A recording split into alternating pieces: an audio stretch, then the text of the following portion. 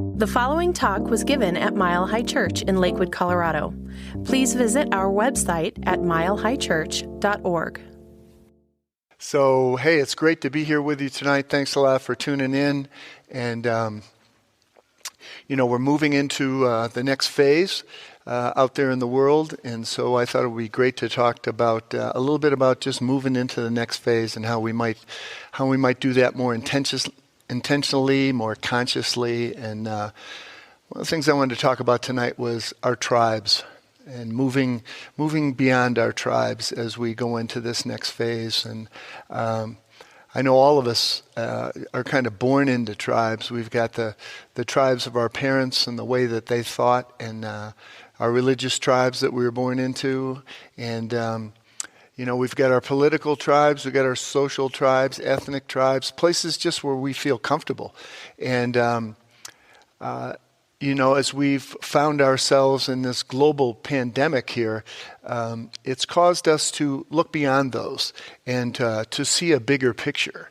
And, I was thinking this week some about the astronauts. I've been thinking a lot about them lately, about them going up into space and looking at the Earth from a different way. I brought a picture here that they showed. And it was the first time we got to see the Earth this way, with no borders, no boundaries. And they said it was just like an instant global consciousness. Several of them spoke of this. And I think that we've kind of moved into that idea now. And as we start to open up all over the world in different places, and we're looking at it and we're trying to figure out how do we do this new thing? How do we move forward and do it in a way that supports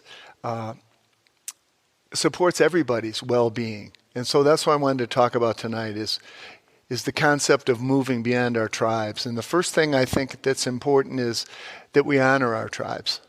Our tribes make us feel comfortable to be around what we call like-minded people, to be around people who share our values, the people who, in our political tribes, we're working with people who believe in the same things that we do. But there's a bigger picture unfolding now too. And I think we need to be aware of that. As a spiritual center here, we've noticed that we get the opportunity to go deeper in this time like this, to deepen our connection with God, to do our spiritual practice and to feel more grounded in our spiritual practice, and to kind of go beyond politics for a while because of this situation. It's given us an opportunity to kind of keep those tribal political hostilities at bay for just a little bit. It's been a good thing. And it reminded me of a story in the Bible that I just love, and this is a story that's in Matthew, Mark, and Luke. It's a time when some men came to Jesus with a political question, and a very much a tribal political question. And at the time when Jesus was alive, his tribe, the Jewish tribe, was being occupied by the Romans. And there was a lot of the Jewish people who wanted to revolt and overthrow the Romans. There were other Jewish people, the Jewish leaders especially, who thought that the status quo should be maintained. So somebody comes to Jesus, a man, and says, you're wise, we know that you're a very smart, very just person. I just have a question for you here. Should we as Jewish people be paying taxes to the Romans? And Jesus knew that this was a trap, and that either way that he answered, he was going to be in trouble with somebody. So this is what he did. He said, let me have a coin. Does somebody here have a coin? And he said, whose face is on this coin? And they said, well, that's the emperor's face. That's Caesar's face. And he said, well, give to Caesar those things that are Caesar's, but give to God those things that are God's. What an answer that was. It says in the Bible that they all were amazed. And you got to admit that's a pretty good answer. And one of the things I just love about that is he's talking about be involved in the system that you're in, be involved in the culture that you're in, do your civic duty.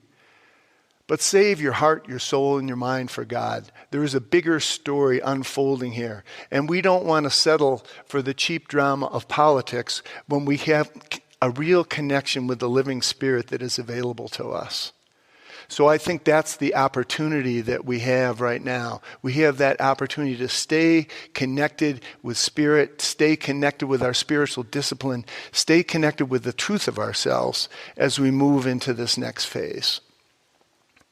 Next thing I wanted to talk about was the concept of being for something rather than being against things all the time. One of the things that we see about tribalism is that we spend a lot of our time attacking the other tribes. That's where a lot of our focus goes, is to be in attack mode, and it's all based on fear. And there's so much uncertainty now that there is a lot of fear in our culture. But I think the thing that we can do is we can make the decision to be for something. To be for something rather than against things. You know, I had the great opportunity this summer. My wife Stephanie and I went out to California to a conference where all of our centers get together, and they, we have a lot of music and a lot of speakers. It's a place called the Silomar, which is on the Monterey Peninsula, and it was always a gathering place for the Centers for Spiritual Living, religious science. And our founder, Ernest Holmes, used to have an annual gathering out there in August, and people would come from all over the country. And this year they were celebrating to come back to Asilomar. We hadn't been there for several years, and we came back there, and we were talking about Ernest Holmes' last talk, which is called The Sermon by the Sea. It was the last time he spoke to people before he made his transition, the last time he spoke to this group of people. And so all the speakers during the week, all the ministers that got up and spoke, referenced that last talk when he was kind of saying what was important to him as he knew that he was ending his time here on earth. And this is something that he said that I thought was really important. It would be wonderful indeed if a group of persons should arrive on earth who were for something and against nothing. This would be the highest good for an organization, wouldn't it? It is in the life of the individual. Find me one person who is for something and against nothing, who is redeemed enough not to condemn others out of the burden of his soul, and I will find another Savior, another Jesus, and an exalted human being. He went on to expound about that thing, the idea of being for something and against nothing. And it certainly is a tall order. But I think that we can see culturally as we move out into this next phase that we have been a part of an idea. We're all in this together. We see those signs in the windows. We see those banners in the street. We're all in this together. We see it in the commercials. So can we be for something now? Can we be for something? To find something that we're for, and to put our energy there, to put our commitment there, to put our time and our efforts there, to be a part of the political process, but to be for something, and to be clear about what we're for, to be enlightened citizens, and to do our work in the world in a positive way. And I like what he said. It starts with the individual. It starts with each of us. And we make a collective by our commitment together. And the last thing I wanted to say is, as we move into this next time, we got to reach out and serve. It's an opportunity for us to reach out and serve like we never have before. We have a tremendous amount of work ahead of us. Tremendous amount of work all over this planet. There's a lot to be done. And so our service and our commitment to service is going to be the thing that pulls us through. That's going to be the place where we need to place our focus. And so I just got done reading a great book. It's a book called The Second Mountain. It was written by a guy named David Brooks, who is a columnist for the New York Times. He wrote this great book about just kind of the path that we follow through life. And he said, on our first mountain, we're striving and we're trying to make it. We're trying to make money, do better at our job, to move up in whatever we're doing. And he said, the goals on that first mountain are the normal goals that our culture endorses. To be a success, to be well thought of, to get invited into the right social circles, and to experience personal happiness. It's all the normal stuff. Nice home, nice family, nice vacations, good food, good friends, and so on. And then something happens. And all of us know that. What happens on the first mountain is oftentimes we get knocked off of it. A relationship falls apart, somebody passes, our job goes away. We just kind of lose our way. That's how most of us found our way here. We lost our way. So what he said is, at that time we fall into the valley.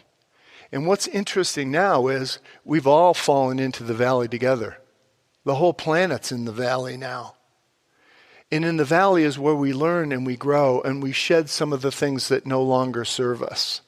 And then we start moving towards the second mountain. And that's different. The people who have been made larger by their suffering are brave enough to let parts of their old self die. Down in the valley, their motivations changed. They've gone from self-centered to other-centered. The second mountain is not the opposite of the first mountain. To climb it doesn't mean rejecting the first mountain. It's the journey after it. It's the more generous and satisfying phase of life. That's the opportunity that's in front of us now. To look for spiritual solutions that include everybody. To stay connected and to give the best part of ourselves to God. To look there for our guidance. And we can do this. We are indeed in this together. That's the good news. I just love that multi-talented Dr. Barry Ebert. He sings, he preaches, he knows all sorts of stuff about kids and families. The only thing he can't do is dance. I think we've discovered that dancing may not be his biggest talent or gift. But it's great that he does so much else. And we're really grateful, again, to have you here with us, and thought we would talk a little bit, just for a minute, about some of our favorite things about this beautiful place, Mile High Church. So what's something great you think that's going on these days around here, Dr. Barry, besides that great talk you just gave? One of the things that I like that's going on, we have this great youth ministry, which I'm kind of fond of, and we do a service after the Sunday service in the big house here. We do a service online, and it's cool. I get to play some music in that. We do a little lesson every week, and they're posting stuff, and it's so cool seeing the kids in the little squares. So we'll be singing Surely the Presence, or we'll be singing Hop to It, or some of the songs we sing at day camp, and I can see all the kids doing the hand signals online and everything. And it's just a great feeling. I love it. And I'm just looking so forward to having kids running around this place again. I really miss that. And I know it's going to happen. Yeah. I know it's going to happen. Me too. What about for you, Reverend Michelle? For me, one of the things that I love right now is just all of the opportunities to stay connected in, whether it's, through Zoom, through phone calls, but especially all of the groups that have been able to continue during this time, whether it's the recovery group or the healing group or the Sacred Sisters. Our teens meet, twice a week, as well as our middle school group. Our Next Gen's been meeting once a week. And so just continuing to create the space for connection and community, even if we're not able to be here, in person with one another. It's just been huge, I think. That's great. Yeah, I think we kind of like each other, and I think we recognize that we do belong to each other, and we belong to you, and you belong to us. And one of the things that has just touched me so deeply, we've mentioned it a number of times, is that I look in on my office occasionally when I'm here for Wednesday night or for a Sunday morning, and I will have stacks of letters of gratitude, of people just writing in to us saying, Thank you for being there for me right now. I never really watched online, and now I'm so grateful that I am doing that. And thank you for those classes you're offering online, and thank you for staying with us. It's just, I literally have a stack like this on my desk of notes that are just so beautiful and touching. So we are very grateful that you continue to be here with us, that you continue to send love our way, and that you continue to support yourself and support this ministry so beautifully. And as we just move into this time of prayer, I invite you to take a breath with me. And let's just turn within. Recognizing the divine presence that is right here, right now. Breathing us. Supporting us. Expressing through us, recognizing all of the ways that God shows up around us. Through the sunlight, through the plants, the animals, through laughter, through connection. God is the very breath that we breathe. And there is no limit to God's expression. For God is all that there is, and so much more. This divine presence outpictures as community, as oneness, as possibility. And I am so grateful to know that right where I am, in any given moment, God is expressing itself through me, as me, expressing itself as love, as gratitude, as the truth that I am one with this divine presence. The truth that there is no place or no situation where God is not. God is the ever-present being, the breath of life, the extraordinary light that we see in each and every one that we meet.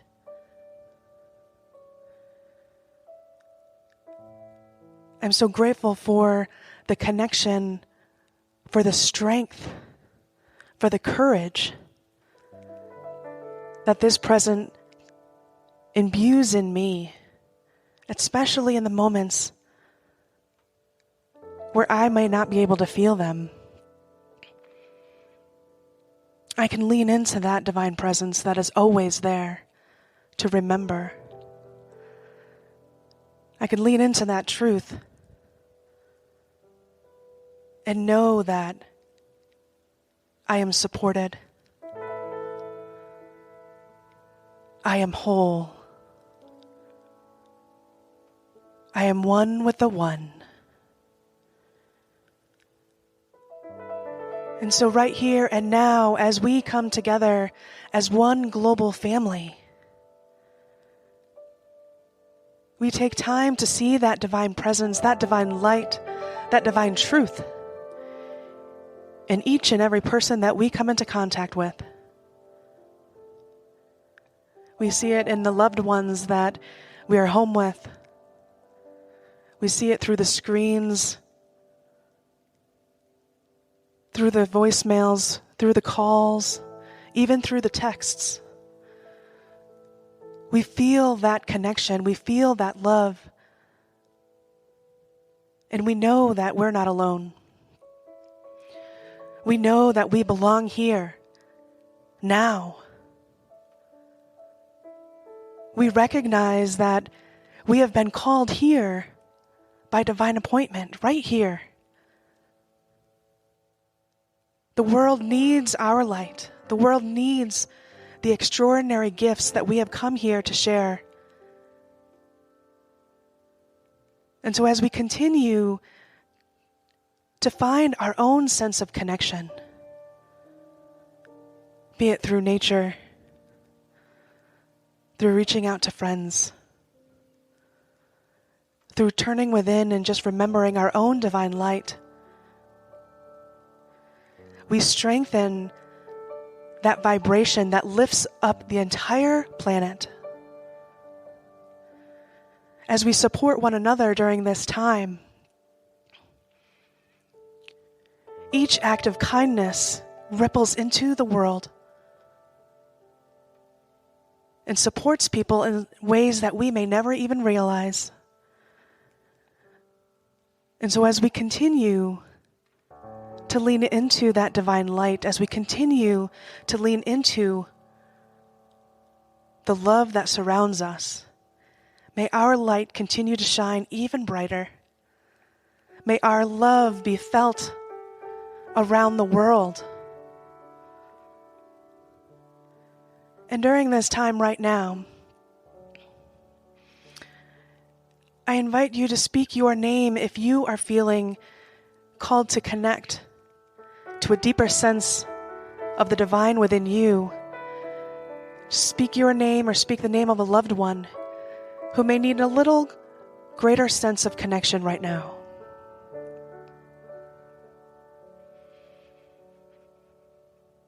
Knowing that as we connect with one another, we continue to build and grow and strengthen our tribe of humanity,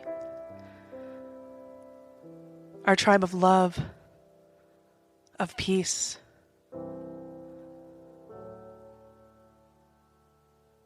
And perhaps you or someone you love may be experiencing a sense of dis-ease, and perhaps they can use, or you can use, a balm of healing light. So I invite you to speak your name or the name of a loved one aloud and send that ripple of healing, love, and light to that person or to you if you need a greater experience of healing right here. For the truth is that there is a divine blueprint of wholeness, of perfection, of health that is already available to us, that is already within us. And so we allow that love, that light, that healing to ripple out. And we experience it now.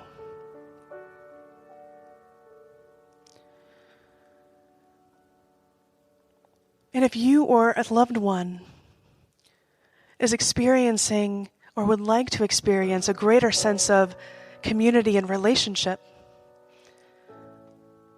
I invite you to speak your name aloud or the name of a loved one and just know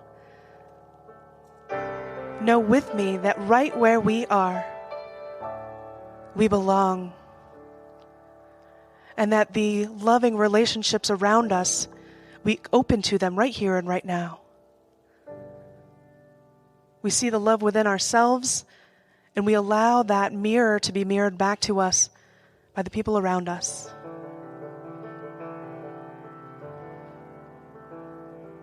And if you or a loved one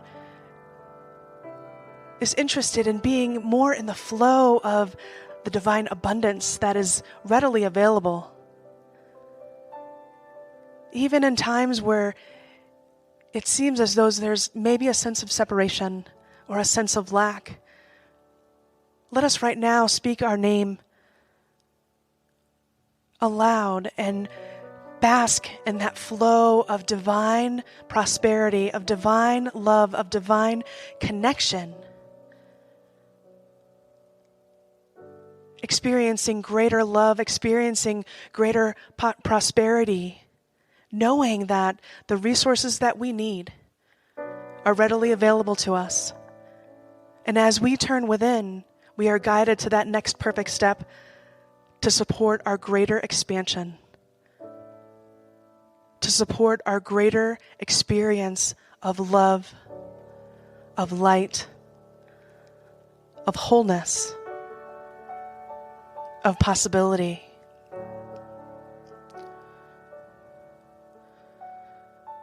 And so I just wrap all of the names that have been spoken aloud, all of the extraordinary beings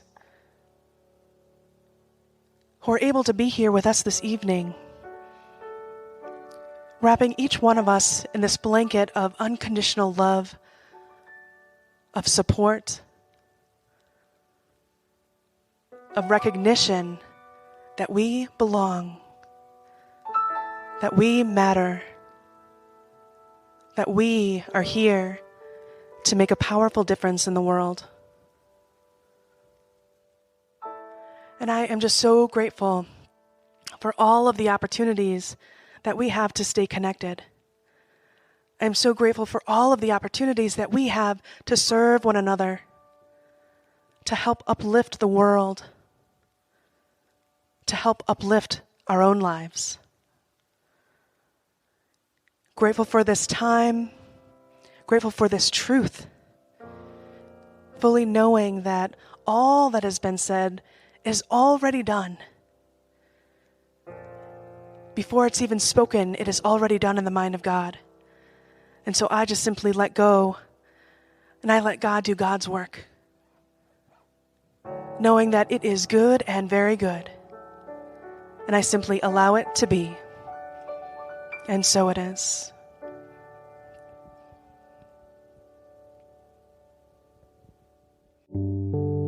Thank you for listening to the Mile High Church podcast.